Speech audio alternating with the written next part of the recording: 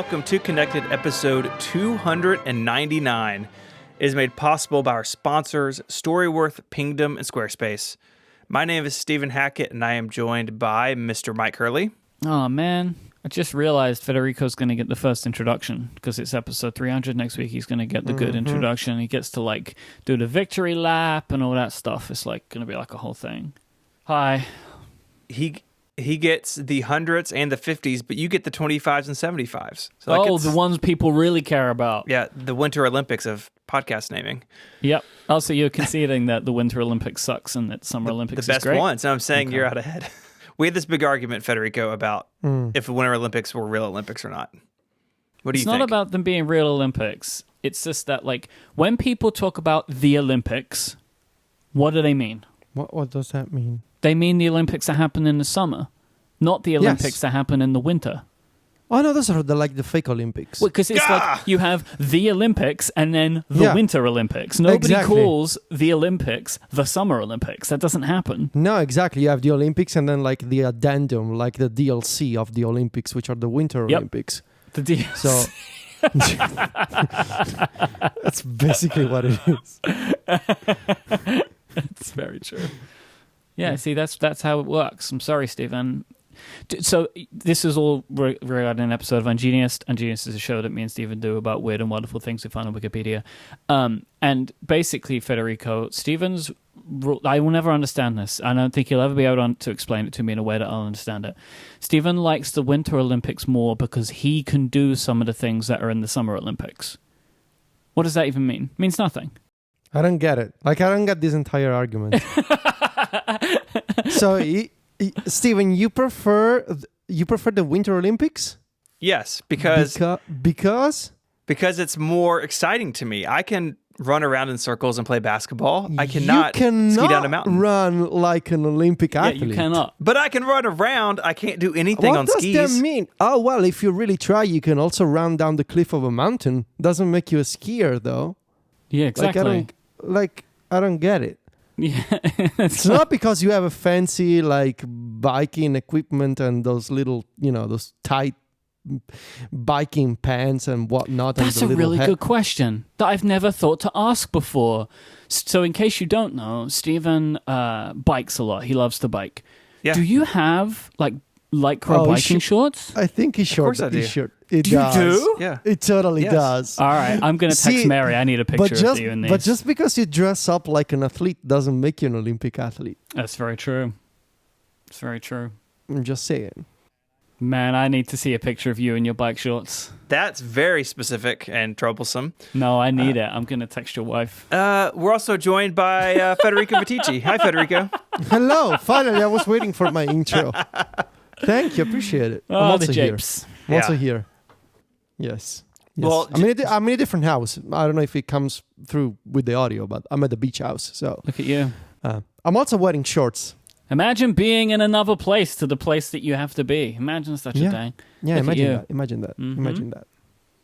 I think I know what the noise is. Okay. There's a clock. I'm staring at a clock. Oh my God, that's going to be throughout the entire show. My parents have a physical clock up on a wall. Oh and my I just God. noticed that this clock exists. Well, now that you've explained it, I don't have to edit it out. I will remove it. However, it's up there. It's above a cabinet, and I don't want to hurt myself. Yeah. So I really don't want to get up on this piece of furniture.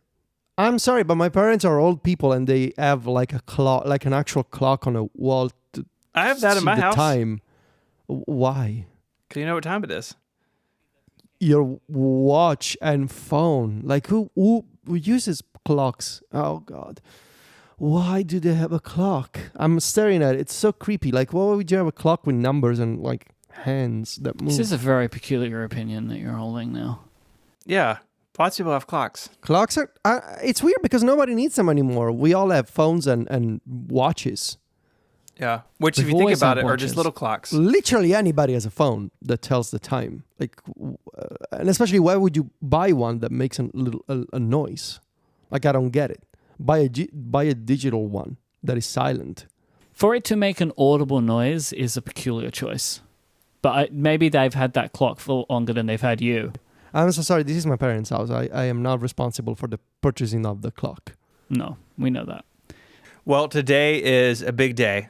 We will be making our picks for WWDC 2020, including regular picks, Rickies, and the newest type of pick called the Flexies, which are non-graded. I don't remember why they're called that. Can anyone remind me why they're called the Flexies? Because those are for bragging rights. And so like it's a flex. And so that later, if you get those right, you can flex with people. Oh, all right. I was going to say why they're not called the Braggies, but now I get it because you're flexing. Thank you very much. Flexing. Yep. Mm-hmm. But before we get there, we have a couple of other things we needed to take care of. We have some very important follow-up about the ceiling fan that I bought. Why is this? What? I saw... What? Why is So this? you could have just said follow-up, or you could have just said important follow-up. You had to go all the way to a very important follow-up.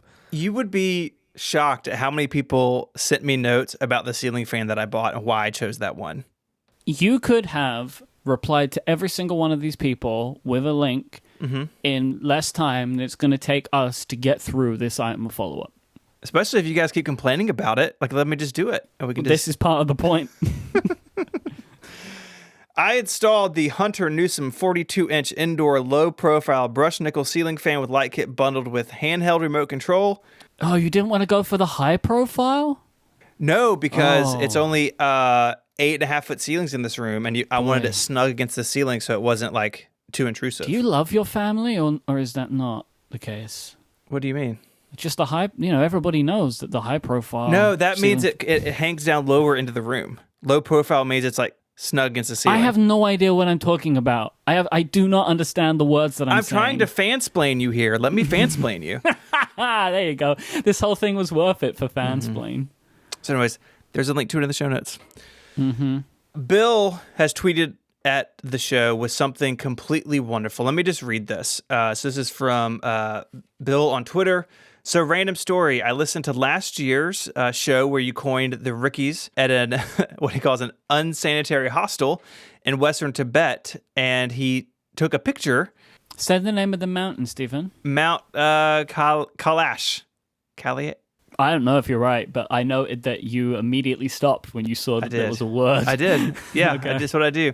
Later, they walked out and took a photo using a tripod, and it is a beautiful photo. Oh yeah, and it really was. It's one of those things of like, it was really kind of cool to hear like how far our show reaches. So, Bill, thank you for this tweet. It's an amazing photo. Like, go check it out. Yeah, I'm sure this was not taken with an iPhone XS. No. yeah. This is like macOS wallpaper level photography here, right? Yes, I had that same thought. And we'll put his Smug Mug page on in the show notes so you can go see his other work. I spent some time there. It's all beautiful. Smug Mug. Smug Mug. Smug Mug. Smug Mug. Didn't Flickr get bought by them? Yes. By Smug Mug? Yeah. Smug Mug. Smug Mug. It's a sound that Pokemon would make. Yeah, it's Smug Mug. That is also Smug the Mug. name of a Pokemon. It's the Smug photographer Mug. Pokemon. Smug Mug. Smug Mug. If you post a picture of an insect, it's a Smug Mug bug. Smug Bug. Bug. Smug as a rug in a bug. Thank you, Bill. It's an amazing photo. We appreciate it. Nigel wrote in saying that he didn't understand why the ARM transition was such a big deal because Apple's had ARM laptops way back in 1997 with a picture of an eMate 300. When I was in school, I don't know, maybe I was like 14 or 15, I sprained my wrist from a rollerblading incident because I wasn't good at more rollerblading. information on that, please. Right. This is it. I tried rollerblading, fell over, badly sprained my wrist, stopped rollerblading. They gave me an eMate to use in school, in class, like the school did. They gave me one of these to type with instead of writing because I hurt my left wrist. How have we not heard this story before? Why are you just sharing this story? I'm very sure I've told it somewhere. I'm almost a convinced. rollerblading incident, and they give you an eMate. I mean, that's... No, see, this is the thing. I know I never said the rollerblading part before, but the kids all do rollerblading now, so I wanted to seem cool. All right, so we have a huge announcement. Myke, do you want to walk us through this? Connected Pro. We are at Relay FM. We're evolving our membership strategy. So in the past, we've had a relatively simple membership system where there was a set of bonus content that you would get, and that was delivered the same to everybody. You could choose to give money directly to shows.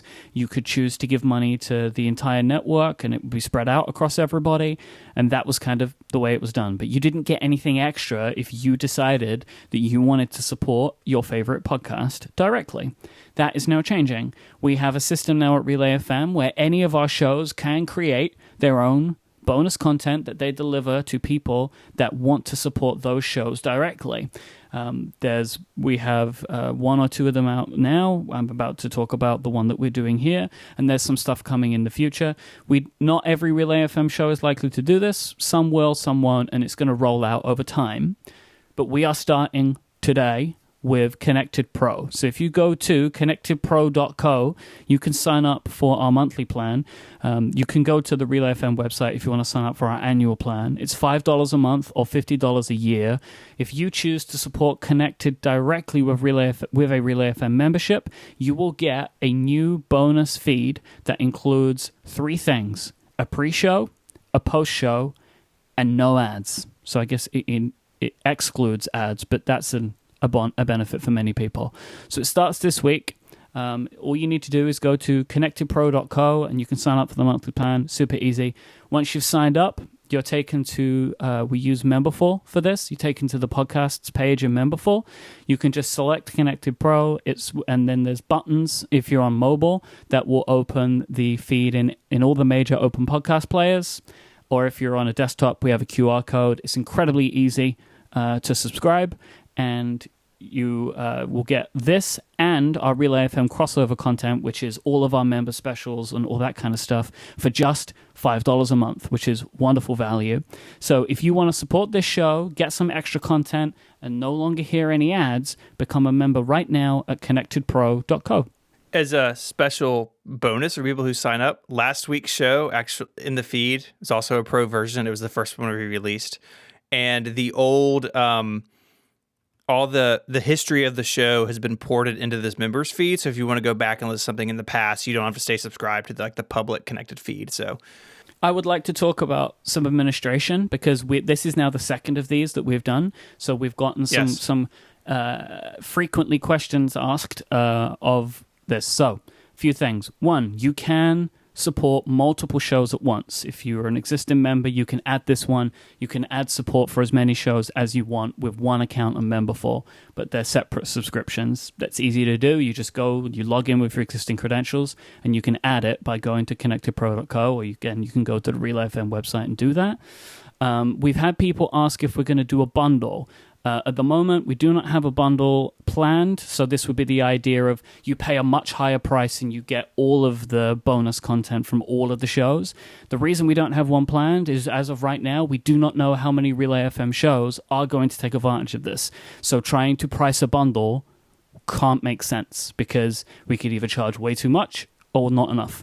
Because this whole idea is about providing the ability for podcasts to make more money, to diversify their income from people that want to give it to them. You don't have to do it. We're not taking anything away. We're just adding stuff that wasn't there before. If you want to hear this content, the pre-show and post-show content, and don't want to pay for it, we stream this show live every week. Everything that is in the pre and post show is in the live stream, but it's just not edited. The entire show with the pre and the post content is edited by Steven, so it sounds great, but you can hear it unedited for free by just tuning into the show live every week.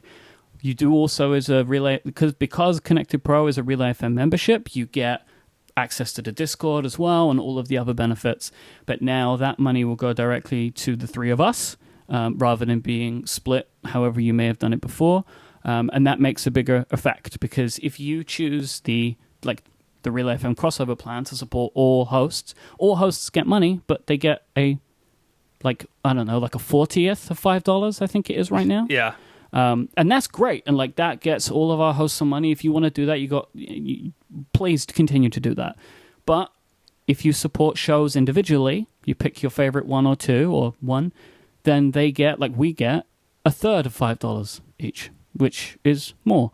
You don't have to do this. We're not making you do this. This is, if you have too many subscriptions already, feel no guilt. You just listening to this show is enough because we have ads on this show and we can continue to make money that way. But we are trying to diversify. We were talking about this a couple of months ago. As we look forward to the future, we want to make sure that we're also a member-supported network as well as an ad-supported network. So we are trying what we can to provide more if you choose to be a member. So I think that covers most of it for now. If you have any questions, if you're in the Relay FM members Discord, just ask away or send an email to membership@relay.fm. But for now, go to connectedpro.co. You'll get more content from your favorite Japesters and no ads. Japesters. That's a good word. It's a good word. With the Japesters. We have a tiny topic. Most years, Apple does something before WWDC. Remember a few years ago, it was doing the App Store changes. Remember that, like the subscription changes, and they've done various things. This year, so far, it seems to be about hardware. So there's a new high-end GPU, the AMD Radeon Pro 5600M for the 16-inch MacBook Pro. Costs an extra $700, but it's got 8 gigabytes of HBM2 memory. This is like a bananas GPU for a MacBook Pro, and something like 75% faster than the next highest configuration. So way on the high end. And for the Mac Pro, user installable SSD modules. They come in pairs because they're rated and they talk to the T2 and all that stuff. 1 to 8 terabyte kits. The 8 terabyte kit will run you $2,800, and I've got a link in the show notes to the description of how you install them. You need another Mac, a USB-C cable, and Apple configurator because you have to repair them with the T2. It seems like a real complicated deal.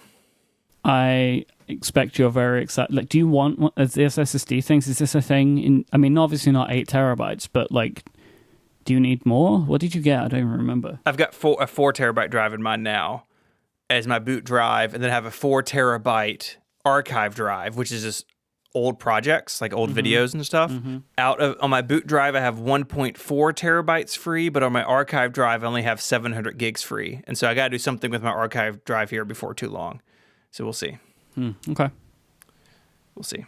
$2,800 is really expensive. It's even a premium over something like the Mac sales. The OWC folks, they have a card that goes in a PCI slot and has a bunch of those little like M.2 SSDs.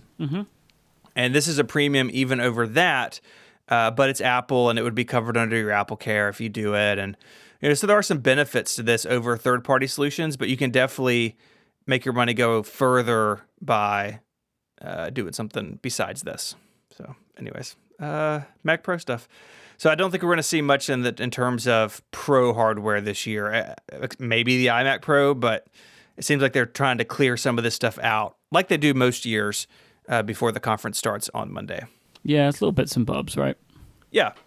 Not that this would have found its way into the keynote, I'm sure. No, but Apple used to do, what they used to do is they'd have the keynote and then all this other stuff would happen on the same day and they get lost in the news cycle.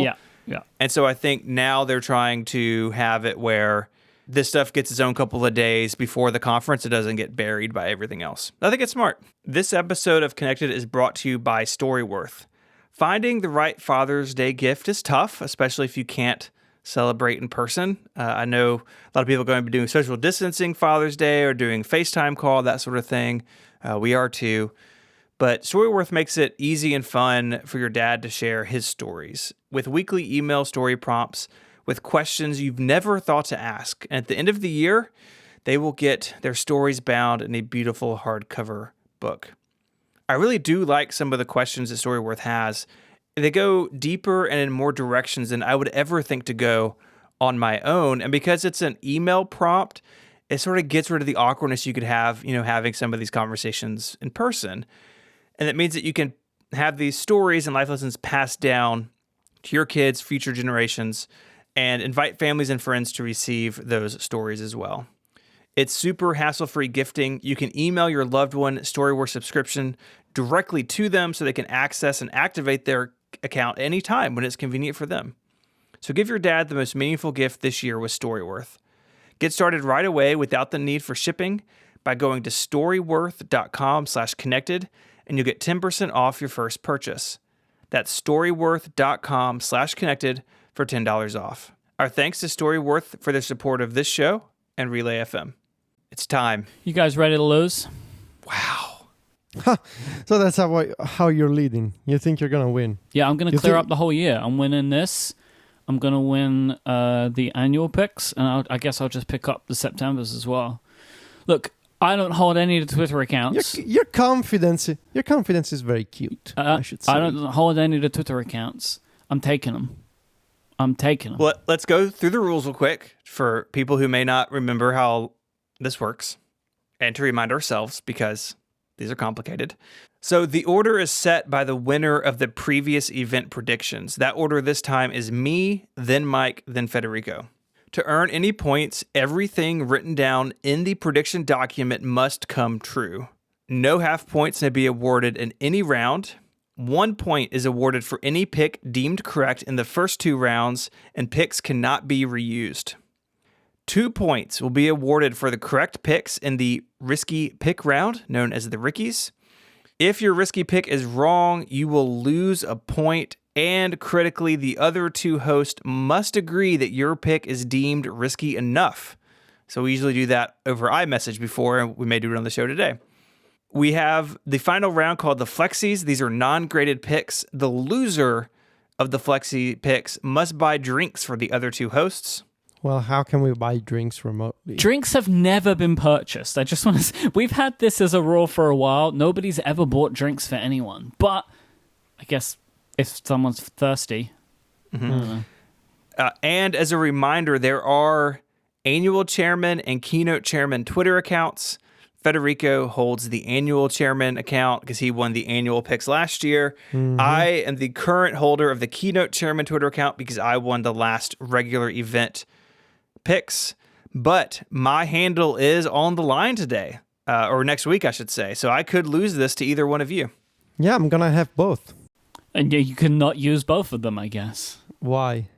Because you've never tweeted from the annual chairman account. I'm just waiting for the right moment. I'm not, What is this moment? When you least expect it, you will open Twitter and see a tweet from the annual chairman account and the keynote chairman account and be like, oh, these tweets, they came at the perfectly appropriate time. Right, you have like one tweet that's going to be split in half. They sneak up on you when you least expect it, and they, append your expectations completely as to what you can get from your Twitter experience. Okay.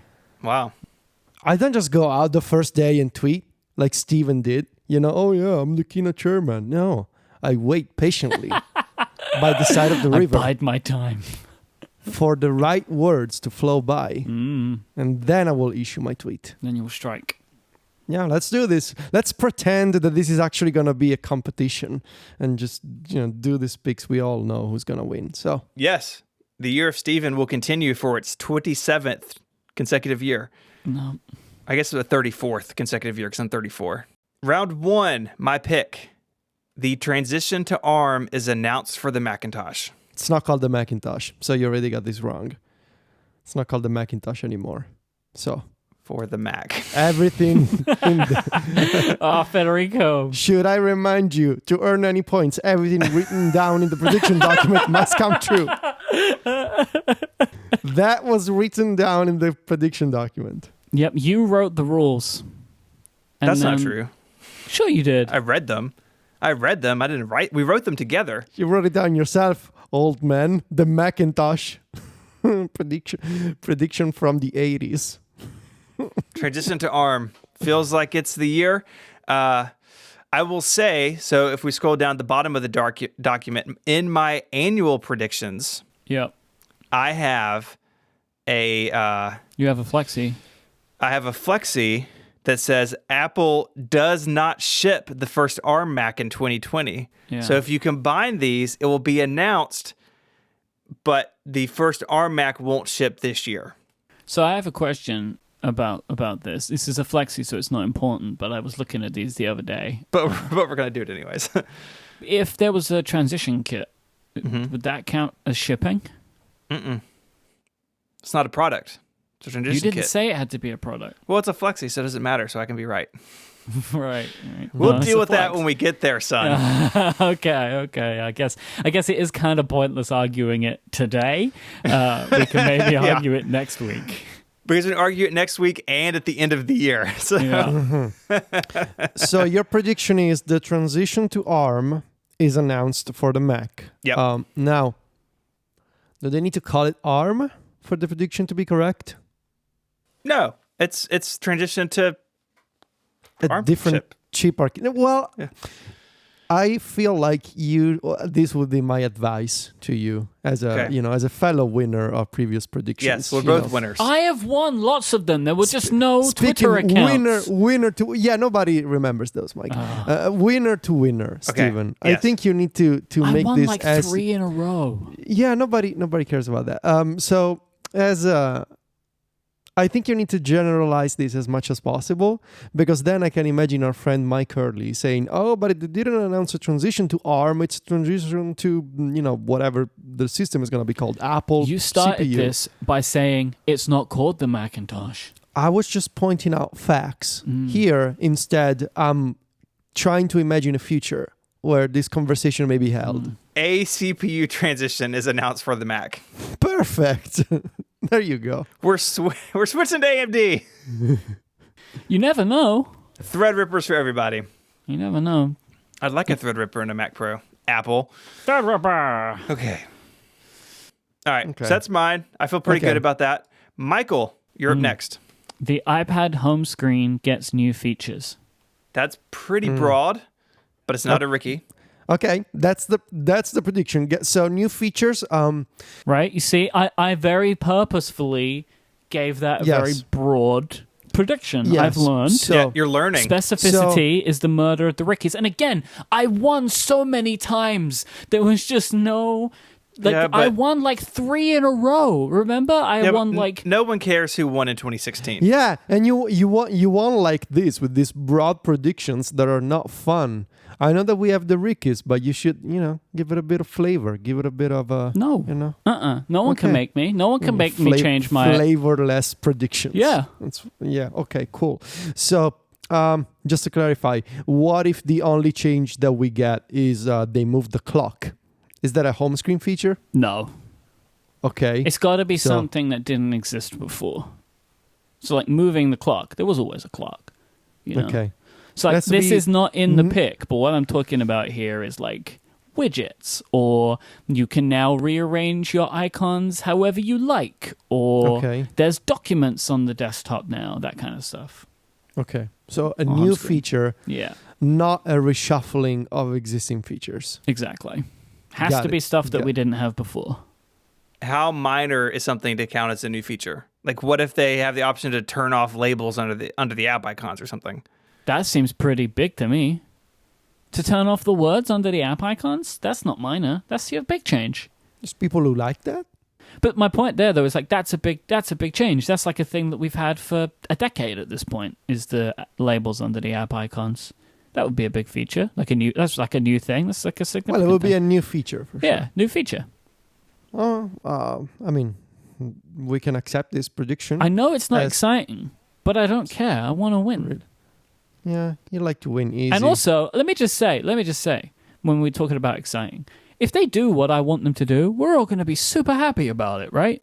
Like if they put widgets on the home screen and they're all new widgets, they allow us to put like documents and folders on the home screen instead, so we can quickly get to things and we don't need to live in files anymore. Like we'll be flipping out over that. It's going to be amazing. Sure, but that aftertaste of you getting this prediction right, yeah. Well, if Still- you would have done better in the last predictions, you could have picked it before me, but you Hey, came you're last. talking to a winner You here. came last, Federico. I'm so- sorry, what title do you hold here? Well, let's talk about Federico's next pick, because I think you've gotten too specific for your own good here. This is Federico's way. My prediction is, well, you can, you may not like my approach, but you cannot deny that I don't have style. So my prediction is new iMessage features, including the ability to retract sent messages. So essentially, I think that Apple is going to copy a WhatsApp feature. WhatsApp allows you to retract a previously sent message in a conversation. And I think this is not the prediction, but I personally think that Apple should and is going to copy a bunch of different WhatsApp features for iMessage. So my prediction is we're going to get new iMessage features. So I could have stopped there, but I really want to see the ability to retract a previously sent message. And I also think this was rumored before at some point. So my prediction is going to be, because I want to give it that flavor, I don't want to be too broad and, just win easy. I want to win with the struggle. I like that. So new iMessage features, including the ability to retract hang on a sent second. messages. Well, look, if you want, because Death Note flavor, you're not being specific, are you? Yes, you're just I saying am. including. Yeah. Including. Right, Yeah, but I'm adding something. I'm adding something to the... New iPad home screen gets new features. So like, okay, let me ask a question here. If they don't announce retracting sent messages but have other features, do you get the point? No, I don't. That's a point. Also, it has to include. Yeah. Oh, everything okay. in the doc is the pick. Okay. Well, then you're wild. You're a wild person. Well, and also I put in the document, I put WhatsApp, like WhatsApp, it's indented because that's not part of the pick. It's to give you an idea of what it will look like. The pick is new iMessage features, including the ability to track sent messages. So if there's That's the pick. New Yes. features, but you can't retract, you don't get it. Got it. Yeah, Okay. exactly. So I predict new features, and amongst these features, there's one that is you can delete a previously sent message. Wow. Now, I said iMessage. So here's my only doubt here. I said iMessage because I assume that these features will be specifically retracting a message should be an iMessage, as in the iMessage protocol specific feature, because I don't think you can retract a previously sent SMS. So that's why, for context, that is why I said new iMessage features. They need to put it in the iMessage deep and open framework. Yeah. Yes, we're going to talk about deep and open frameworks later. Oh, I know. I would also say that, like, if this is an iOS only feature, that's perfectly fine.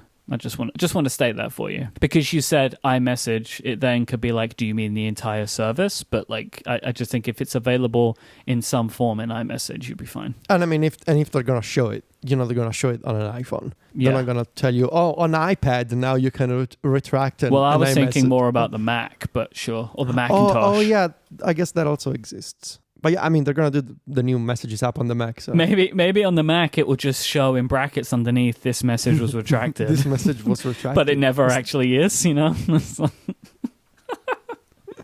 We'll see. Stephen, what's your round 2 pick? My round 2 pick is as follows. An AR demo is given, calling out the benefits of the time of flight sensor found on the 2020 iPad Pros. Oh, okay, slow down. Is given? Where? What does it mean is given? Like, does it have to be in the keynote or on the website or in a promo video? Good. What is given? Yeah. This passive verb. I need to see it on the stream. So I don't care if it's Okay. live or if it's pre-recorded. In the But yeah, keynote? In the keynote stream? Yeah. Or in the... Okay. Yeah, So the not keynote in the stream. State of the Union. No. In the keynote stream. We have never, so this is actually, okay, sidebar. No, the rules for the Rickies, anything goes up until we record. That's the difference between Oh, that's the draft. right. Anything. Yes, you're right. I've like, forgotten. if it's not in the keynote, but we find out about it in a session on Tuesday afternoon, you got the point. Yep. Okay. So what are you So those saying? What am I saying? Yes. I'm saying that they're going to have some sort of demo In calling out the benefits. the keynote? So by demo, you mean a person... Because I'm trying to be specific here in that I don't want to be in a situation where, for example, Apple updates their website and there's a new section of a website that says, oh, with the time of flight sensor, now you get these features. It has to be a demo. I meant for it to be broad. So what if I go with Apple draws attention to the benefits of the time of flight sensor? That's that feels so hard to judge. I think you said demo, and we can go with demo, and I think we can tell what a demo is. How about there has to be a video from Apple, right? That a video or a part of a video is an AR demo calling out the benefits. So it has to appear on video from Apple before we record. It has to appear on video. I think it's a good description because it could be in the keynote or it could be a session. Mm-hmm. Mm-hmm. Or in the State of the Union. Or in the State of the Union. So it needs to appear on video. The website doesn't count. That's just to be a lot of work for Steven to get this if it's not in the keynote. Apple, I now have to watch all the AR sessions. To watch everything. Yeah. Well, listeners, if you see it, send me a link.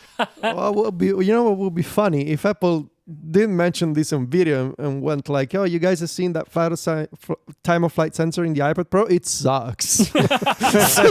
They mention it, but they don't tout the benefits of it. Wait, you've taken AR out of here. Oh, sorry, that's a typo. Trying the benefits. Why don't you just put 4AR at the end? Okay, yeah, that works. Okay. So the pick is Apple shares a video touting the benefits of the time of flight sensor found in the 2020 iPad Pros for AR. Right. I feel like this is a risky pick at this point, the way that it's phrased. We've walked him into risky town. That's very good. Yes. So here's my thinking behind this, because the more you talk about it, the worse I feel about it. My thought is, I think everyone's thought is, this sensor is coming to the new iPhones whenever they ship in the fall. Mm-hmm. And Apple won't say that, but very often Apple's like, wink, wink, nudge, nudge. This hardware is really important. Or in things like size classes, oh, you really want size classes in your apps, and then slide over becomes a thing. I have a Flexi that's like this to share later on. Okay. That follows the same methodology. But as you'll see, I didn't make it a pick. I wasn't as bold as you. I'm going bold because Apple thinks AR is really important, and they sure do. I don't think anyone really knows why or cares as much as Apple does. And I think that they will show off something, ARKit, iOS, something, using that time of flight sensor and say, hey, if you build in support for this, you get all these features. Wink, wink. It's going to be important. I appreciate this pick. If you were Myke, you would have just said Apple mentions AR, and that would have been the pick. Mm-hmm. All right, so my next pick is iOS gets the ability to change default apps from those that Apple make. I am going to say... this is a good one. This is a good one. Including email. That's not in the doc. You got to add that. I know it's not in the doc because I feel like I have to do something or I'm going to be called the non-risky regular pick person. Non-specific Myke, they'll call me. Getting under your skin over here. I know. iOS gets... It's not... I don't care about what you say. It's everyone else I care about. It's everybody else. Like, I don't mind taking it from you, but I don't want to spend the rest of the week dealing with people saying to me, you don't do risky things. Mm-hmm. So... iOS gets the ability to change default apps from those that Apple make, including email. Okay. And there's a very easy way to tell if it includes email, because if you can, tapping any mail to URL will open the different application. So very easy to confirm. Yeah. And look, I will say, look, I'm not being incredibly hard on myself. I feel like this is the easy one if they're going to do any of them, right? Like email feels like the one you would do. This is probably this is a nice segue. I'll tell you why I think they're going to do this, and then that will lead us into a very quick subtopic. I believe they're going to do this not because they want to, but because this will be a thing that they will want to show regulators in Europe and the US about, hey, we are not forcing people to use our applications.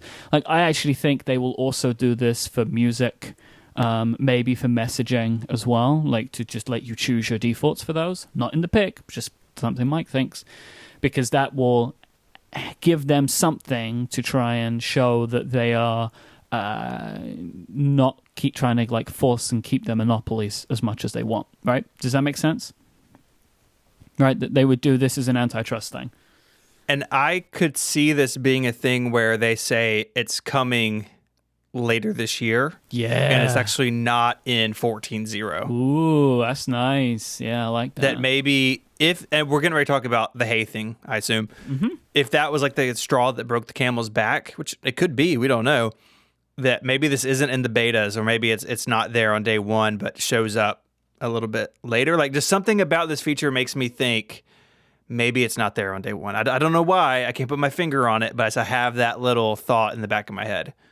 Could take a little while for them to get it all in place. They might have additional approvals that they make you do, right? Like there might be like a separate process, so you might need to get signed differently. I don't know what it might be, right? That's how CarPlay is, right? You have to have special entitlements, and so it could be that you have to work with Apple for that. I mean, Android has a system for this, right? Where like, and I would expect they would probably do something similar, where the first time you click a link that is, that can send an email, it will say, hey, which one of these do you want to use? Mm-hmm. And I would expect them to do something pretty similar to that, where it will let you choose every time, or you can set a default from that pop-up that would appear. We'll touch on this real quick. Hey, which is an email app, a new email service, from 37 Signals, I think, or I don't know if they're called Basecamp now, but the company behind Basecamp have set up a company called Hey. Hey, it's a new email service. It's rolling out now. It's free for 14 days. You pay $100 a year. That's the service. Their iPhone app has been rejected because they have a paid subscription service that they do not have an in-app purchase for. But the thing that's really, I mean, we all know this, right? Everybody knows this by now, that Apple want you to use their in-app purchases, and that's why you can't link to your website and all that kind of stuff. We've heard this before, right? It's why, like, Netflix won't let you sign up. They also won't link, but you've got to know that you've got to have a Netflix account. Well, Hey did all of that stuff. Hey. There's no links out. Thank you. There's no links. There's no nothing. But Apple, I want to read a quote from Protocol. This was David Pierce reporting. Apple told me that its actual mistake was approving the app in the first place when it didn't conform to its guidelines. Apple allows these kinds of client apps where you can't sign up, only sign in, for business services but not consumer products. That's why Basecamp, which companies typically pay for, is allowed on the App Store, when Hey, which users pay for, isn't. Anyone who purchased Hey from elsewhere could access it on iOS as usual, the company said, but the app must have a way for users to sign up and pay through Apple's infrastructure. That's how Apple supports and pays for its work on the platform. I have 2 points. Just one, I don't want to say the word that I want to say about what I think about this statement, but it is baloney. This is so terrible, like that it almost feels like the spokesperson that spoke to David Pierce went rogue, because this is bananas. Like the last point, that's how Apple supports and pays for its work on the platform. Is it though? I don't think it is. Like, we pay for the phones, right? And Apple makes a lot of money in a lot of ways. I can't imagine that like that 30% pays for all of it. Like, just don't. I'm not going to accept that as an answer. But the other thing is like, so what Apple has done here is I'm a big fan of Dithering, John Gruber and Ben Thompson's new show. They have a great episode. I'll link to the tweet. They put a clip in. You should listen to that show. But they made a point there, and I've seen other people do it too, is that the problem here isn't that Apple changed the rules. No rule has changed. Rule 3.1.1 is the same. Apple has changed its interpretation of that rule, where now they're saying, oh, no, you can't do that either. You can't have a service that you pay for outside and just not link to it. Now, if there's even an existence of a service outside, you must allow us to process that payment as well. I don't like it. It doesn't sit right with me. I don't know why this company feels the need to do this. Okay, I say that. I know why. They want that services revenue to keep going up, up, up. That's why they're doing it. But like, this is in the same week that the European Commission has announced their antitrust stuff for Apple for this very thing. This is going to blow up big time unless they fix it. And I think that my hope here is that something's got misconstrued, because I cannot otherwise understand why they think this is acceptable. Because there are other apps that do work this exact way. Yes. Right? Slack, Netflix, where you can sign into the app, but you have to have an account that you pay for outside of the App Store, right? And like, this whole business consumer thing is bananas.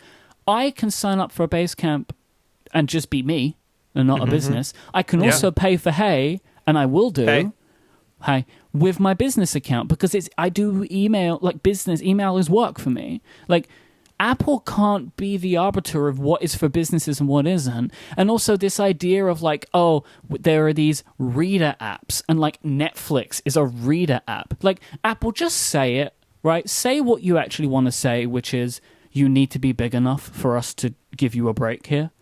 Yeah, like, which is terrible policy. But if that's what you want to do, which is what you're doing, right? Because they include Dropbox in that list. Like, Netflix and Dropbox are the same.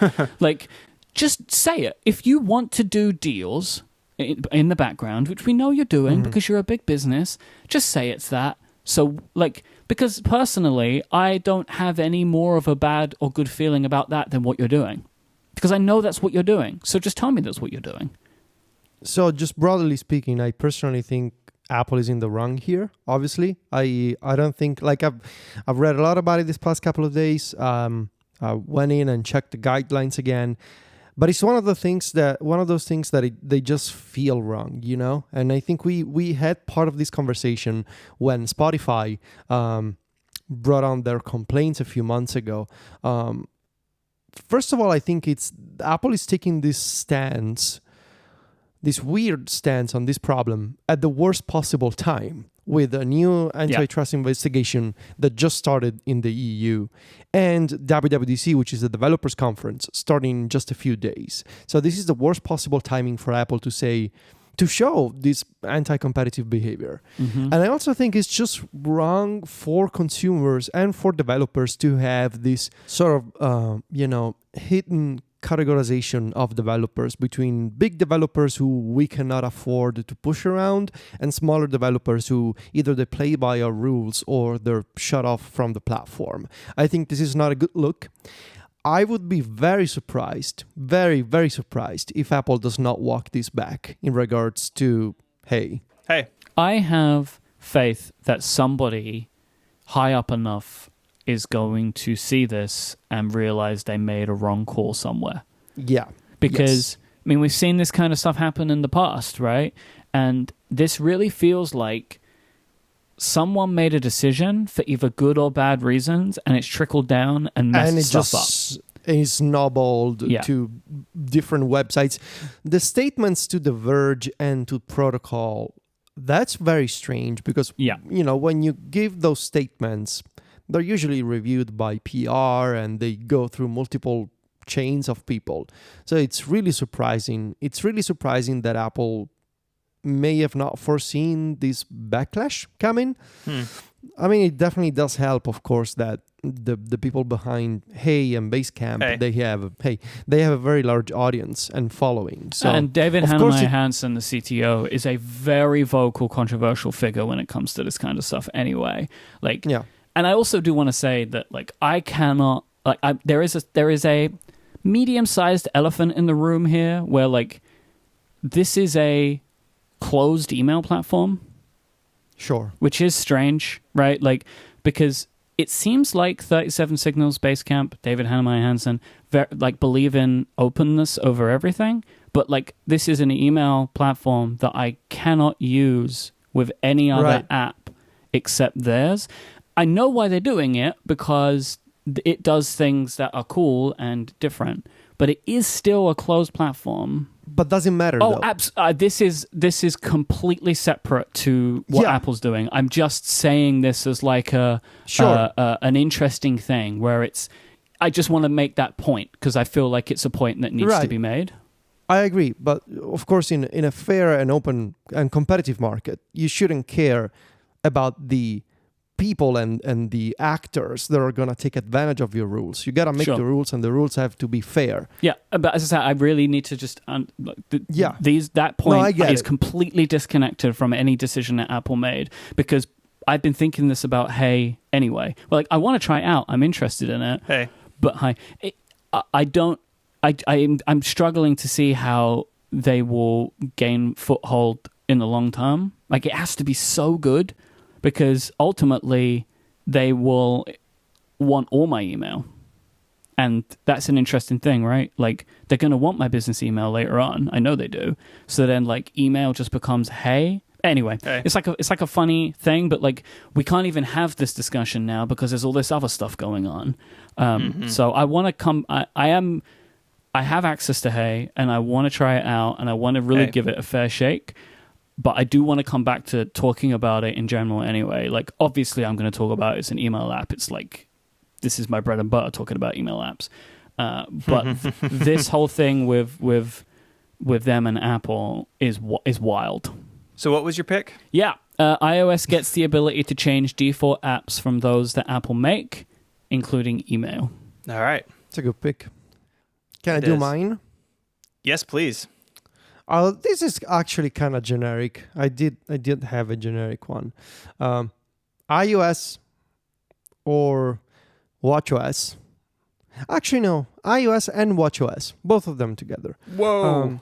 Get new sleep tracking features. I don't know why you added the and in there.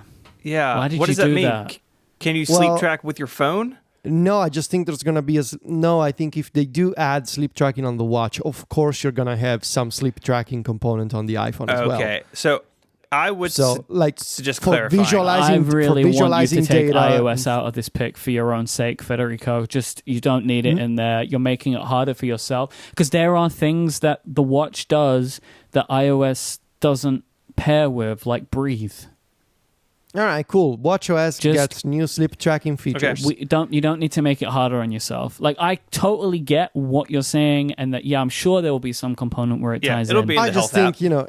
It'll be there. I mean, if you track your sleep with the watch, you're gonna have either new sections in health or a new section in the watch app. But I wouldn't count that though. Like it. Okay, cool. No, that's why. Like, if they measure it in health, like that's not a new feature. Like in my mind, like that doesn't feel like a feature. No, but I was also thinking like maybe there's like a sleep mode that you can enable like from Control Center on the iPhone or stuff like that. Right, but then it would be like, how different is it to the current bedtime mode? Because that already exists. I do feel more confident about saying watchOS gets a new native sleep tracking feature. We're not even in the Rickies yet, man. Like, So let me ask you this: is this something that gets announced at WWDC, or if it's for new hardware only, do they hold it for the new watch? This is the risk. Yeah, that's the risk. I would like to see this be like Series 5 and up, which I think they could do. And actually, the Series 4 and Series 5 watch have the same processor, right? So maybe, I don't know. It feels like there's some give there where it could come to older devices, but I do think you run a risk of this being a Series 6 hardware thing. Because, like, always-on watch faces was like, we didn't know about that until the watch announcement. And there's not going to be a third-party story with sleep tracking. Well, there is. It's called being Sherlocked. Well, yeah. If I phrase the pick as watchOS, the next version, whatever, 7, gets new sleep tracking features. If I don't say new native sleep tracking features, I think I could potentially account for two possibilities. One is the native feature from Apple. The other is new APIs for developers or... again, maybe a new sleep tracking mode that you get in Control Center on the watch, something else. I think if I just say, because I do believe the watchOS 7 and the next Apple Watch, Apple is going all in on sleep tracking. Yeah. So I just want to say watchOS gets new sleep tracking features. I could possibly see an API. I can understand that. Like, they, like workout apps can tie into health. So, all right. Yeah. So that's the pick. All right, so that finishes round 1 and round 2. It is time for the Rickies after this break. This episode of Connected is brought to you by Pingdom from SolarWinds. Do you have a website? If you do, it probably has things like shopping carts, registration forms, contact us pages. If you have that sort of stuff in your life, then you need Pingdom because no one wants their critical website transactions to fail. That means a bad experience for your users and could mean lost business for you. But the good news is you can set up transaction monitoring with Pingdom. This will alert you when those forms and checkout pages and logins, when they fail, before they affect your customers and your business. Pingdom will let you know the moment any of these have issues in whatever way is best for you. You can customize how you're alerted and who is alerted depending on the severity of the outage. Pingdom cares about your users having the smoothest site experience possible. So if disaster strikes, you'll be the first to know. It's super easy to get started. Just go to pingdom.com/relayfm right now for a 14-day free trial with no credit card required. And when you sign up, use the code CONNECTED at checkout to get a huge 30% off your first invoice. Our thanks to Pingdom from SolarWinds for their support of this show and Relay FM.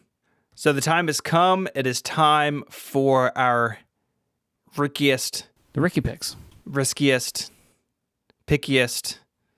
Time for the Rickies. Can you feel the excitement? You guys seem excited.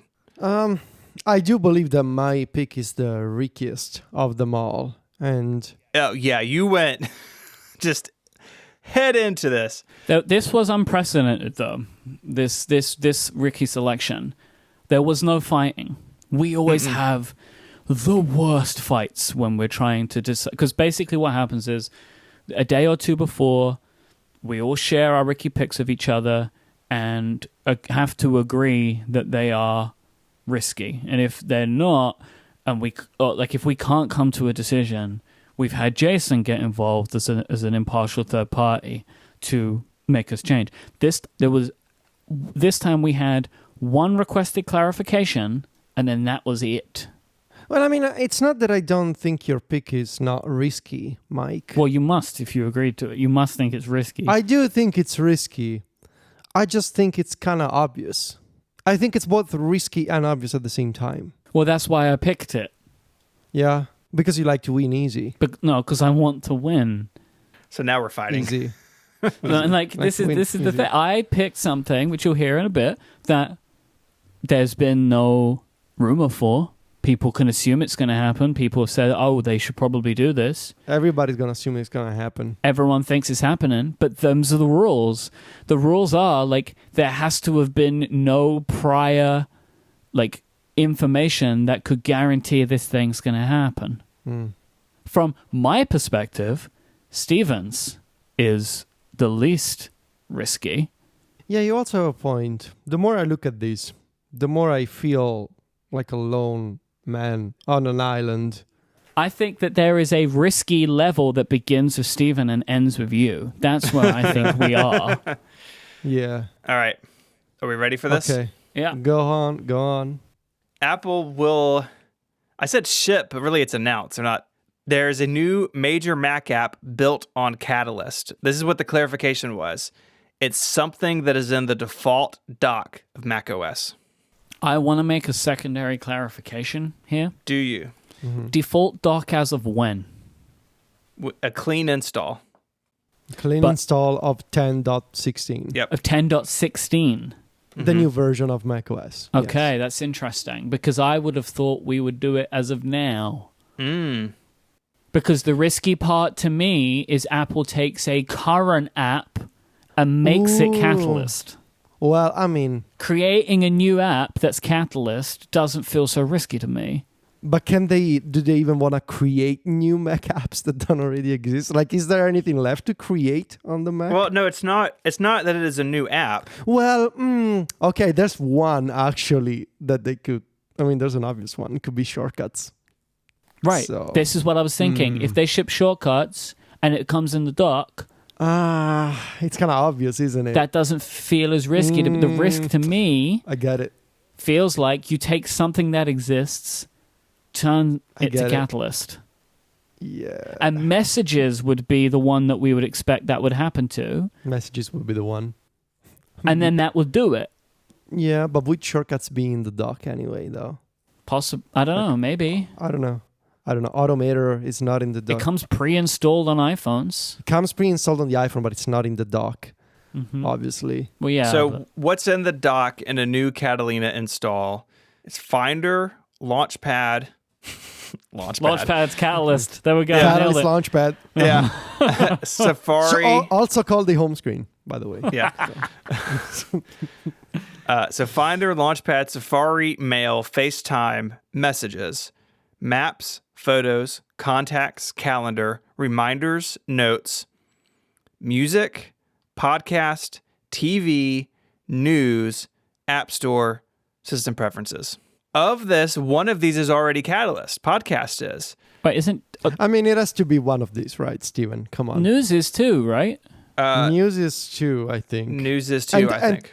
TV is not, but it looks like it is, but it's not. Was that the right. thing? Yeah. Yeah, it's based on the iTunes. So are we saying something? Here's what I think you were trying to get to.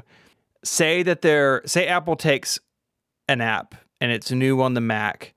It's more, or they take something that's not in the Catalina dock, but they want to promote it. Oh, it's a Catalyst app. You should check this out. They could insert it into the dock in 10.16.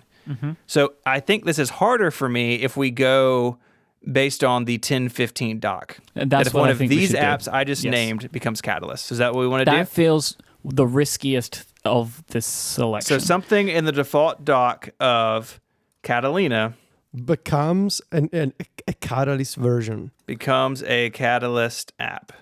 And I think you'll be pretty good to get this with messages, but at the same time, Yeah, it's your safest bet. messages is like so out of. They've allowed it to get so out of date at this point that like it wouldn't surprise me if they went another year. But I do feel like we need the real riskiness of this pick is they take something and turn it Catalyst, and the reason it's risky is because that's not what they did with music. And we all thought they would. It's not what they did with TV either, right? Like that was a surprise. So that's why I think that it could count as risky because they have a history of surprising us.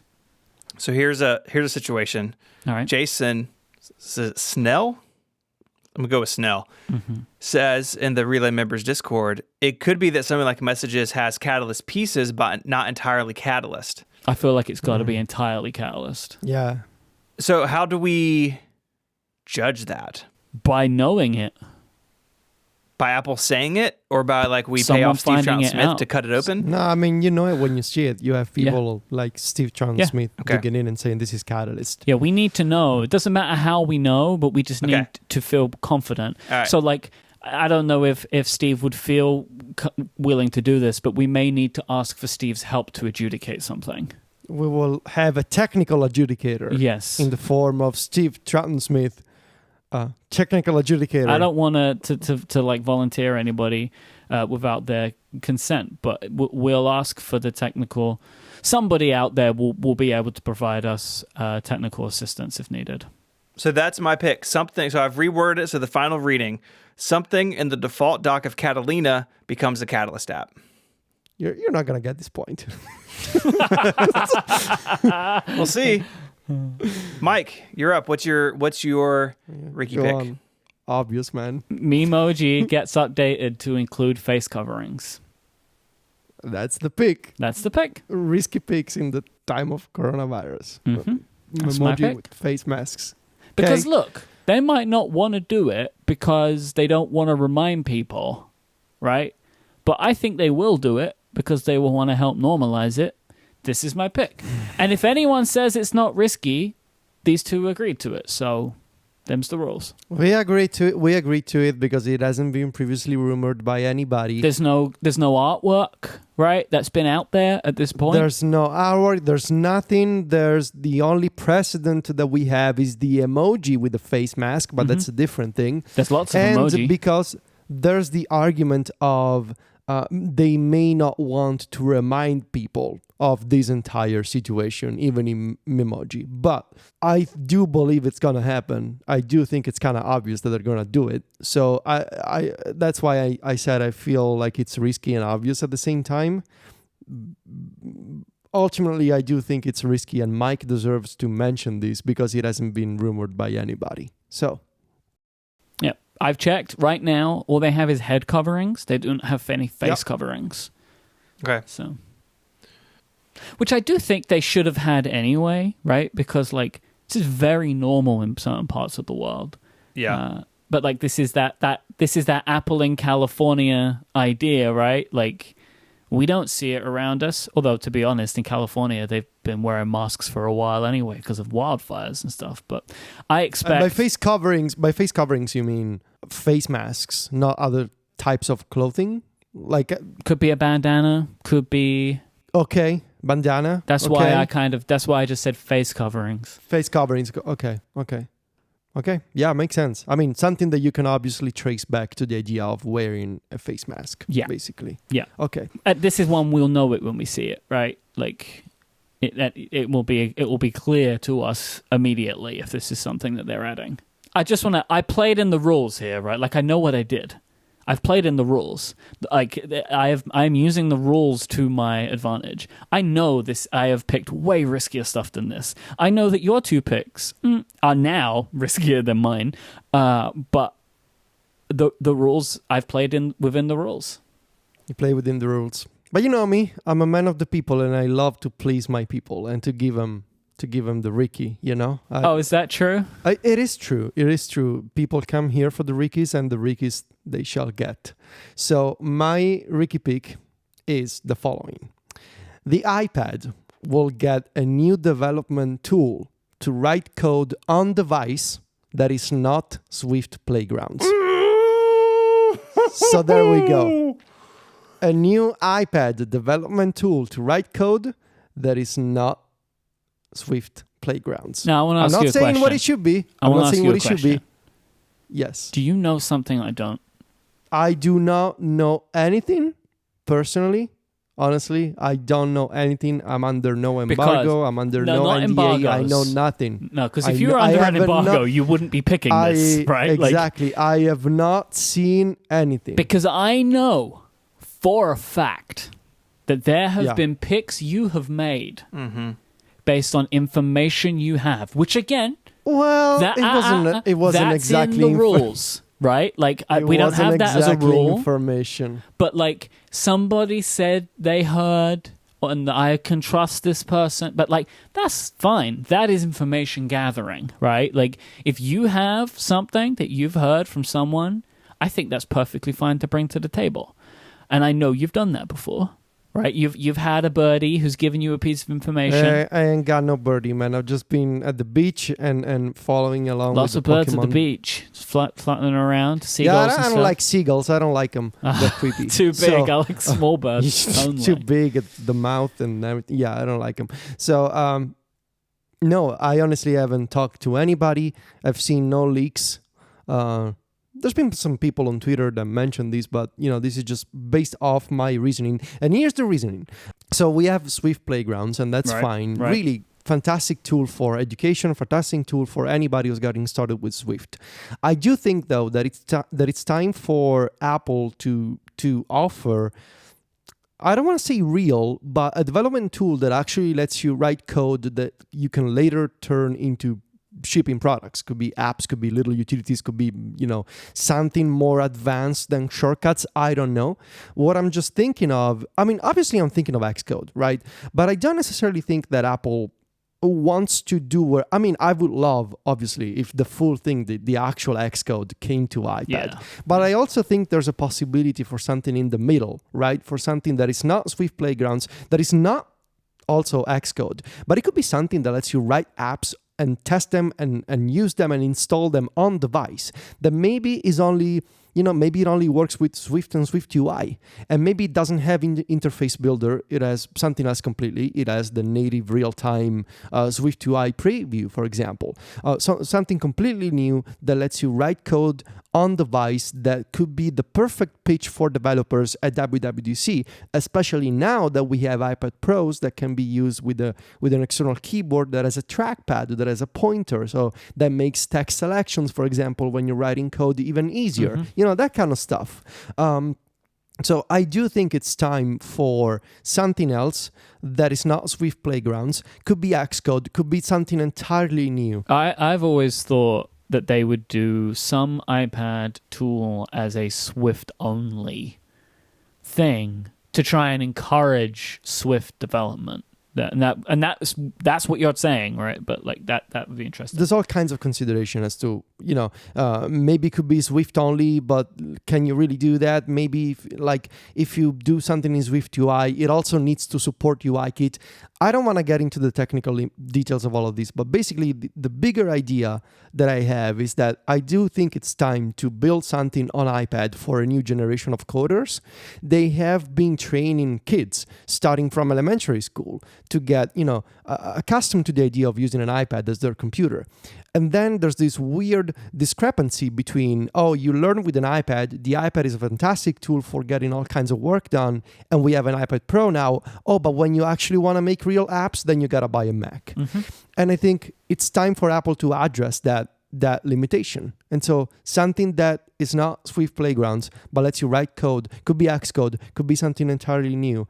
I do think it's time to see that kind of product on iPad. So, I mean, we've been saying this for years. Like, I remember sitting in a lobby in San Francisco WWDC saying that surely they're going to have some iPad-focused development tool. And everyone was agreeing that, like, yeah, like, it was like a thing we were talking about, like, multiple years ago, that this is something they need to do. Because it's like the sign of maturity in a platform, right? Can you make apps on the thing for the thing? Like, I think that's important.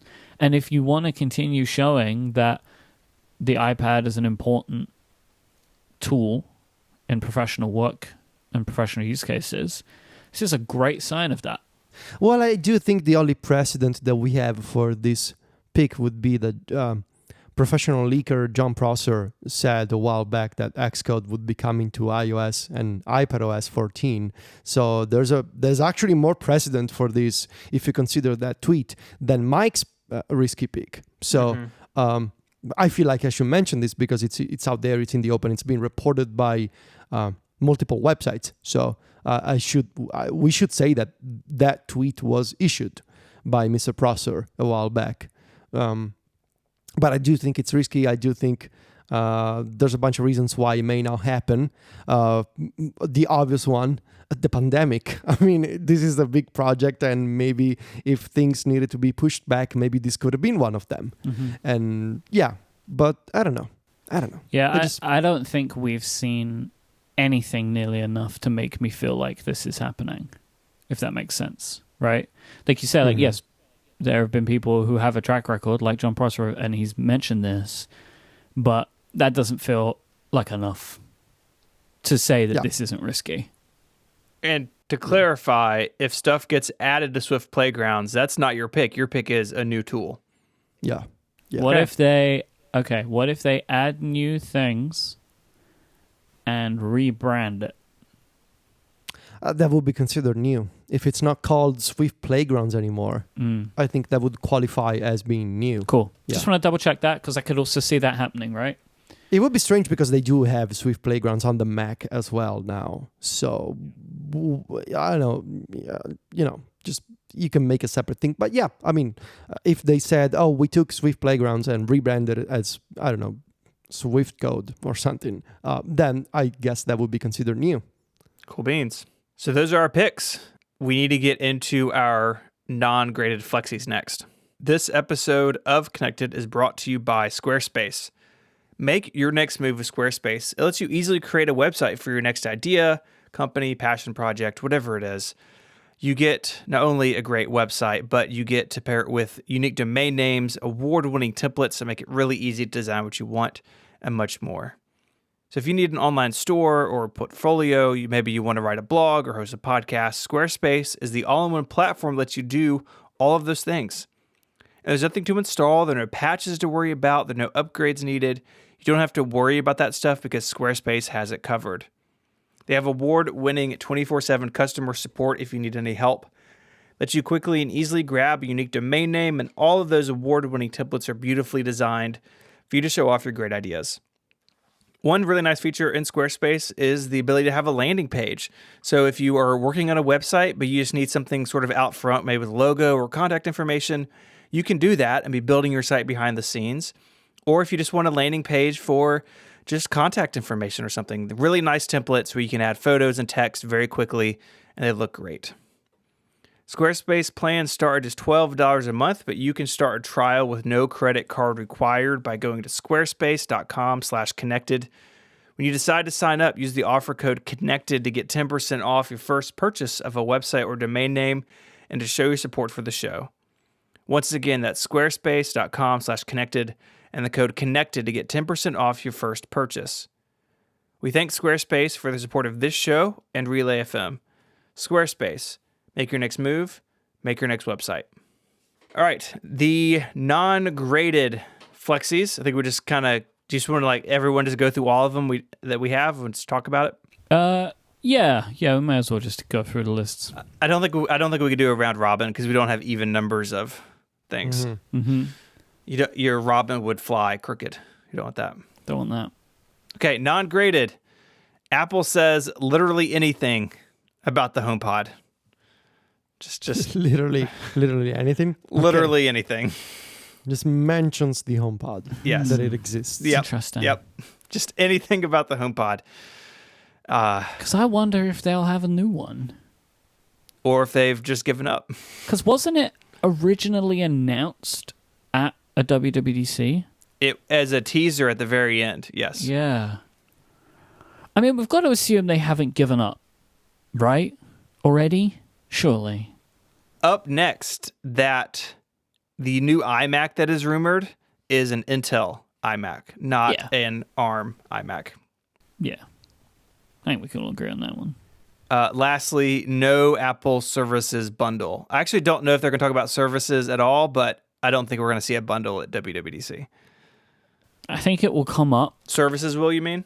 Yeah, because I think they'll have Apple Arcade game demos that show off new technologies. Right? I can't imagine them having that many game demos now that don't have at least one Apple Arcade title in it. That would surprise me. I mean, I think I ended up getting a pick wrong at some point because they, in the September event, did have non-Apple Arcade game demos. So I think there'll still be a mix, but I still think that they will also include those. And I also like something that Jason said about like they might want to increase the free trial period on Apple TV Plus, and they could use this as an opportunity to do that, but it feels maybe more like September. I think something will get mentioned. I don't think we're going to get the bundle now. Bundle, I believe, is still coming, but I don't think it's now. Myke, what are your Flexies? I think the ARM transition box will be a Mac Mini. I like the transition kit. So I think it will be now. I feel pretty confident about that. So you remember earlier on, I said that I had a pick that I thought was kind of like your time of flight one. Mm-hmm. This is it. I think that there will be developer tools for having more control over refresh rate or frame rate inside of applications. So some kind of API or something. And they'll be able to reference like, hey, like promotion on the iPad. But it will allow for developers to do more, potentially, around frame rate stuff. Especially, I think maybe this will be for game developers, that they will be able to take advantage of this in advance of the iPhone getting a higher refresh rate screen later on in the year. I also think there will be improved external display support for iPadOS. Ooh, I hope so. And a twofer with this is a new Apple display. Yes! Please. I think there's going to be one. Especially if they release that iMac. I think there will be a new display. That's I worry how we're going to discover developer tools for having more control over refresh rate. It doesn't matter, does it? If we don't find it, I don't care. It's a Flexi. Like, it doesn't make a difference. But, I just think it could end up being in, like, the Metal API or something. I have a bunch of Flexis. So the first one, kind of meta. I want to talk. My pick is about where the keynote will actually be held, and I have this theory that I've shared, I think, with John on App Stories at some point, or maybe privately. I don't know. I think the keynote will be held outside, not inside the Steve Jobs Theater. I think it'll be held outside in the open, maybe on the stage that Apple usually uses at Apple Park for concerts. So I do think it'll be a better... The rainbow one, right? Yeah. I think it'll be a better image, especially right now, to show a socially distanced audience of Apple engineers in the open, fresh air, and, sunny day and all that, instead of being closed indoors in a dark theater. I think it'll be a better image.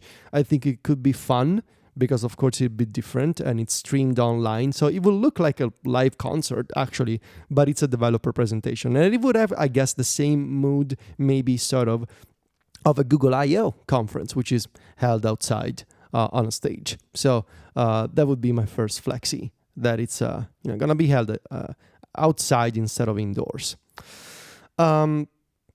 The other one I think at least one major video game developer will be bringing their an exclusive title to Apple Arcade. We mentioned before how I stopped paying for Apple Arcade because I'm still waiting for that AAA or at least very high profile game to find its way to the service, and I think it would be a fun opportunity at WWDC to show Konami or Capcom or some other major video game EA, some other major video game developer that we all know say we're bringing this title exclusively to Apple Arcade, and it's a big important high production type of video game. Next up, WatchOS 7, in addition to sleep tracking features, gains new mental health features. I think these were also previously rumored. I think it's a good time, 2020, for Apple to expand their suite of mental health features on WatchOS. They have the Breathe app, which of course is lovely, and Steven, you just had a very good article about it on 512, so that was a very good story. I think they should do more. I think they could do more in terms of managing your mental health with the watch, and perhaps even with the iPhone. Now, shortcuts. I want to mention shortcuts. A couple of things for shortcuts. I want to believe that 2020 is the year that shortcuts gains folders. 6 years after the launch of Workflow, December 2014. I want to believe that whenever iOS 14 will come out, October 2020, I don't know. But whenever that is, I want to believe that Shortcuts finally gains folders. Really, it's an obvious one. And the other one would be that I would like to see a better integration with files in Shortcuts. So right now, Shortcuts is, of course, very limited if you want to access a file from the Files app without showing a document picker that you need to manually interact with. You're limited to storing those files in the Shortcuts subdirectory of iCloud Drive. And I think it's time for Shortcuts to gain the option to deal with any file or any folder programmatically, so without showing a UI from any location of the Files app. And related to this, I would love it if bookmarks, so the Files feature that allows you to create a temporary bookmark to a specific file or location, which we've seen in apps like Working Copy and Scriptable, for example. It would be great if that feature was supported in third-party shortcuts as well. Because right now, bookmarks that you create in Scriptable or Working Copy or other apps, you cannot use in Siri, you cannot use in Shortcuts actions. So that limitation is kind of weird and it should be lifted. Two more things. This is, again, an obvious one.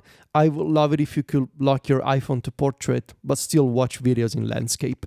I think Christian Selig, the developer of Apollo, recently released this kind of feature for the Reddit client, Apollo, which is amazing. And I think it should be really a system feature. It's been requested by people for years now. Just let me use my iPhone in portrait, but when you detect that I'm playing a video, just play it in landscape. Because it's, if the video, of course, is it the kind of video that you want to watch in landscape. I think it's kind of an obvious feature that needs to happen at some point.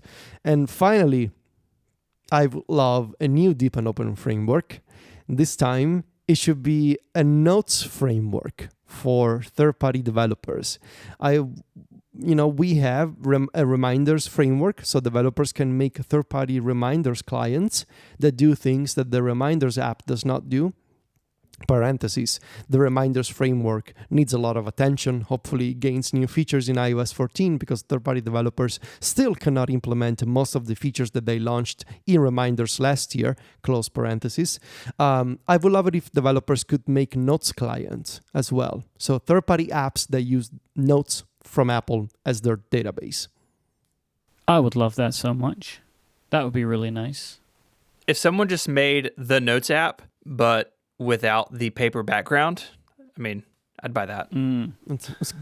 Shut up and take my money, basically, yes. Yeah. So those are my flexes. I'm done. It's good. I think there's a lot of good stuff in here. It's going to be fun. I'm really excited about WWDC. I'm sad we're not there. I'm sad we're not getting to see people, but I'm really excited about what Apple could have up its sleeve. Yeah, me too. I'm starting to hit that it's actually happening on Monday. So, yeah. Real quick before we go, we are going to wrap up our anticipating WWDC series. This actually was in the document, I think, last week, and it got kicked. Anyways, these aren't predictions, even though we just spent 2 hours doing that. These are just things we'd like to see. So we talked about various platforms, and today we're going to talk about Apple's cloud services. And I think I was the one who suggested this. We were like, is there enough stuff here? And then we realized, yeah, there's a lot of stuff. There's a lot of stuff here to talk about. So I'll start with mine. Every year, I want Apple to add family sharing to photos, where my spouse or someone in my family could select albums or something in photos to share with me without having to do the shared photo stream or iCloud links, where I could just have access to their library or a subset of it, just like Google Photos does. I think a lot of people want this. It's important that you have privacy controls and you understand what you're sharing, but I think this would be huge for a lot of families. Yeah, it seems like it's something that they could find a way to do. People would be happy if they did it. Like, it feels totally doable. My next one is better server-side rules for iCloud email. I use Gmail for my personal email because of server-side rules, and you can run mail on the Mac and just leave it open all the time, and it has pretty good mail rules, but a lot of people don't have Macs. A lot of people don't have Macs that are running all the time. And what you can do on iCloud.com is extremely basic, and I think they need to port what the Mac Mail app can do to the server side of it. And that way you would have those rules automatically applied to all of your devices as mail comes in. More Dropbox-like features in iCloud, mainly file request. So in Dropbox, it has this feature where you can create a link and send it to somebody, and it says, hey, please upload your files here. You don't have to add them to a shared folder or anything. This is huge for those of us who share files all the time with people we don't normally work with. Mm-hmm. And then public links to downloads. So I'm sure we've all done this too, right? You need to send somebody something, you put it in your Dropbox, and you send them a link. These are basic features in file sharing platforms that iCloud should have. And then lastly, is that in the root level of iCloud Drive, you have folders for a bunch of apps. I would like all of those to be put into a single folder called apps. So when I open my iCloud Drive, I don't have to scan through 30 app folders to find my documents folder, that all the app stuff is contained in one place. Again, you can do this on Dropbox. You can do this on other platforms, but it really junks up the view of iCloud Drive when you're trying to find something, and instead I got to sort through a bunch of pages and Pixelmator and MindNode and all these other folders. Would that one be that there would still be a folder called apps, and inside that folder would be other apps? Yeah, that's fine. Just get it out of the main view is what I'm asking. Sometimes you need to go into there, but a lot of times you don't. And so I think the structure still has to be there, but I don't think it has to populate the root level. Yeah, you see, I just don't like the apps folder thing in general. I don't either, but that part of that is legacy. And yeah, I mean, I don't subscribe to the app first and then the document model, which is one reason I don't do a ton of work on my iPad. But if you got to keep it, at least make it where those of us who want to use iCloud Drive more like Dropbox can have a better experience. Okay, so mine are everything that Steven said, plus... We have real-time follow-up, guys. You can totally share a link to an iCloud file. They're doing it in the Discord right now. So that was useful. I guess we can retract that. Thank you, Kyle's the Gray. Yeah, it's not.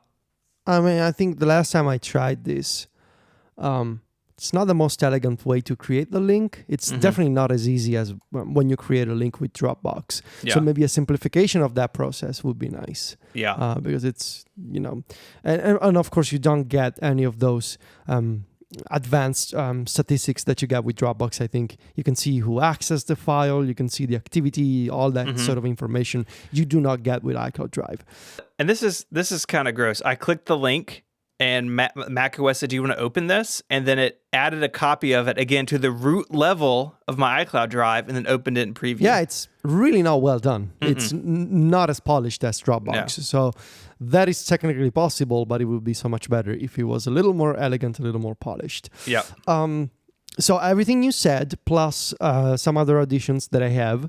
For files, I would love it if you could easily see and restore deleted files from iCloud Drive without having to go to the web app. Yes. So you can restore files that you may have accidentally deleted, but if you want to do that, you need to use iCloud.com, which I don't think it's the right approach. And also, there needs to be built-in system-wide versioning, so support for viewing versions of files. The versions API has been available for iCloud Drive for a long time. MindNode, IA Writer, I think these apps that work with iCloud Drive have supported versions for a long time now.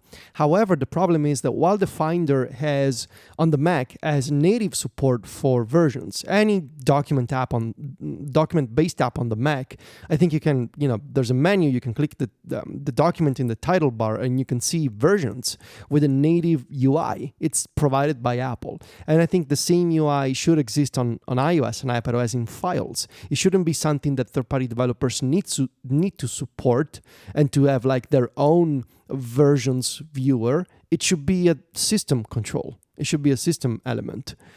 So view versions for files and easily restore deleted files.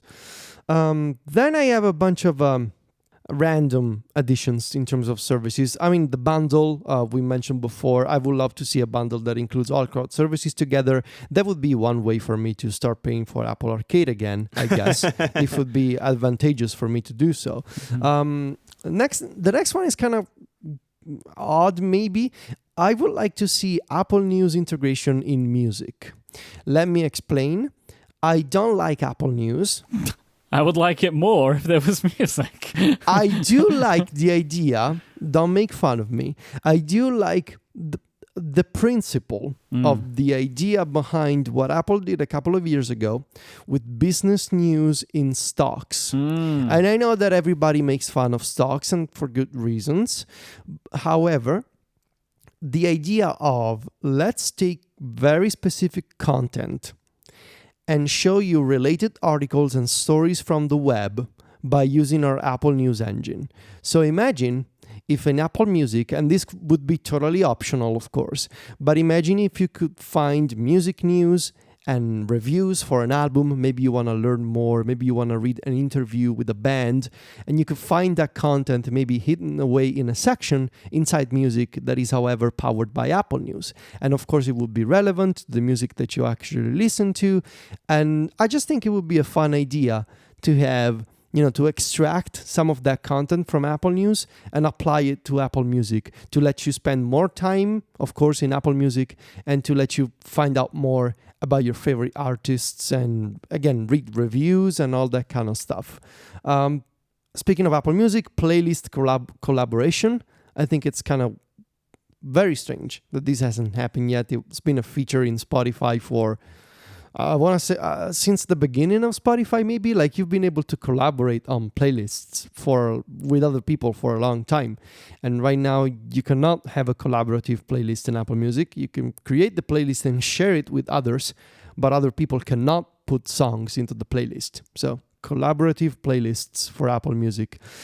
More diverse content in Apple Arcade. I keep mentioning this. I'm kind of tired of family-friendly puzzle games and platformers, like 2D or 2.5D platformers. There are so many of those games on Apple Arcade, and I would like to see more diverse, mature, or maybe just different kinds of games on Apple Arcade. I think diversification would be very good there. And the last one, again, speaking of shortcuts and Apple Music, and a proper Apple Music API integration in shortcuts. I shouldn't have to use, as much as I love the app, but I shouldn't have to use Toolbox Pro to have integration with the Apple Music Online API in shortcuts. So let me look up any song or any artist or any album from the Apple Music Online catalog. Let me find songs and queue them for playback on iOS using shortcuts. Let me rate and love songs. Let me fetch the lyrics of a song. All that kind of stuff. You could say deep and open integration with the Apple Music API. I wouldn't mind, but that sort of integration with shortcuts would be very nice. All right, my list is in-app purchases shared across family plans. Okay, yeah, I totally agree. Yes. Home screen syncing across iOS and iPadOS devices. Yes, please. Okay. Obviously, I know this is a feature in tvOS because I'm the tvOS guy after all. Also, I wrote it in the document. I wrote... No, I knew it anyway. You didn't need to tell me. Stephen, tvOS already has this. I already knew it. You didn't need to tell me. Just because I didn't write in a document doesn't mean I didn't know it. I knew it. It's one of the reasons that made me think of this thing. It's like, oh yeah, tvOS has that. So I would like it if... I have 2 iPads. I would like it if their home screen's synced. It would be great because then I wouldn't have to do manual management of it. I would like revised storage options with more space for less money, because that's just something they should always be doing. Better iCloud backups. I want everything stored. I want to make new device switching easier, so like I don't ever have to put passwords into anything. Just maybe make a snapshot, keep it that one time. As soon as I've installed the new device, delete it. I don't care what you have to do. Just make it better. Always make that better. New devices, it should always be better to make that transfer. And like even content, right? Like I don't want to have to re-download all my music and all my podcasts in third-party apps again. Like the phone knows what I have on it. Like allow me to do something to help that transition. I would really appreciate that. I don't know how you could do it. I don't know if I'd maybe need to connect devices by a cable. I don't care what it is, but because it's that one-time thing, right? You get a new iPhone, rather than spending multiple days setting it up or realizing days later that, oh no, I don't have this thing set up the way that it was set up before. Like making that one-time transition better would be amazing. And funnily enough, in my thing here is third-party Notes app using the Notes app database and syncing. Hooray! So great minds think alike. So we're done. I think so. That's all. That's the show. We've anticipated WWDC. We have picked our Ricks. We're good to go. So we'll be back next week with the crowning of the new, but maybe existing keynote chairman. No. Probably existing. Probably no. If you want to find links to things in this episode, head on over to relay.fm/connected/299. While you're there, you can become a member of the show. $5 a month or $50 a year. It gets you an ad-free version. It gets you pre- and post-show banter and funniness, whatever we do before and after the show. It all goes in. So go check that out. You can go to connectedpro.co and sign up for the monthly plan if you want. We really appreciate your support. You can also send us an email from that page with feedback or follow-up, or of course you can do it on Twitter. You can find Myke on Twitter as IMYKE. Myke hosts a bunch of other shows here on Relay. Myke, you and Jason will be doing Upgrade after the keynote on Monday. I always love those first, feedback, hot take episodes. So looking forward to that. Yeah, we're going to be going live basically as soon as the keynote is over. Awesome. One of the best ways to experience the live stream is in the Relay FM members Discord. So if you become a Relay FM member at connectedpro.co, or however you're a Relay FM member, you want to get access to the Discord, it's available to all members. We have a live stream, an audio live stream there, and a live chat. But you can also get to the old IRC and the live stream at relay.fm/live. But I do recommend the Discord as a great place for that. You can find Federico on Twitter at Viticci, VITICCI, and knowing the Mac Stories crew, they're going to have great coverage next week. I love the roundups y'all do of everything you need to know about fill in the blank. I love those roundups, so I'm looking forward to those. Yeah, we're going to do those, and we're going to do a bunch of extra stuff for App Stories. So it's definitely going to be a busy week. Yes. Yeah, next week is going to be exhausting. And then after WWDC, I get to go on vacation. So I'm looking forward to that. You can find me on Twitter as ISMH and my writing at 512pixels.net. I'd like to thank our sponsors this week, Storyworth, Pingdom, and Squarespace. And until next time, episode 300, gentlemen, say goodbye. Arrivederci. Cheerio. Love you. Bye.